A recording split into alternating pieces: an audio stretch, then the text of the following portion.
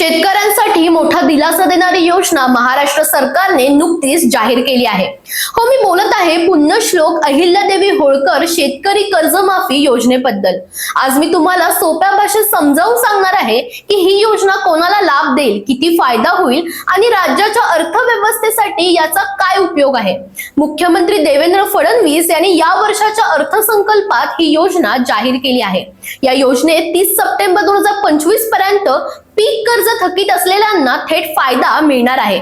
म्हणजे ज्या शेतकऱ्यांचे कर्ज त्या तारखेपर्यंत बँकेसमोर बाकी असेल त्यांचे 2 लाख रुपयांपर्यंतचे कर्ज पूर्णपणे माफ केले जाईल। फक्त थकीत कर्जदारांसाठीच नाही तर जे शेतकरी नियमितपणे आणि वेळेवर कर्ज फेडत आहेत त्यांच्यासाठी देखील खास सुविधा आहे।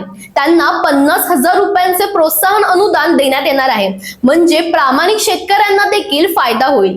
या निर्णयामुळे राज्यातील शेतकऱ्यांचे मनोबल वाढेल, कारण अनेक शेतकरी कर्जामुळे मानसिक आणि आर्थिक ताणात असतात। आता त्यांच्या कर्जाचा ताण कमी होईल आणि ते शेतीत पुन्हा गुंतवणूक करू शकतील, उत्पादन वाढवू शकतील। मुख्यमंत्री फडणवीस यांनी अर्थसंकल्पात सांगितले की या योजनेमुळे राज्याच्या आर्थिक विकासातही संतुलन राहील।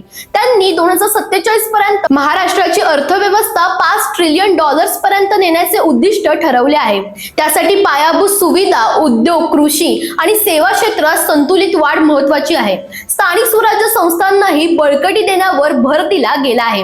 म्हणजे शहर आणि ग्रामीण भाग दोन्हींमध्ये विकास शक्य होईल। शेतकरी, उद्योग, व्यापार, पायाभूत सुविधा या सगळ्या गोष्टी मिळून राज्याचा विकास दर 7.9% गाठण्यास मदत करतील, असा विश्वास मुख्यमंत्री यांनी व्यक्त केला आहे।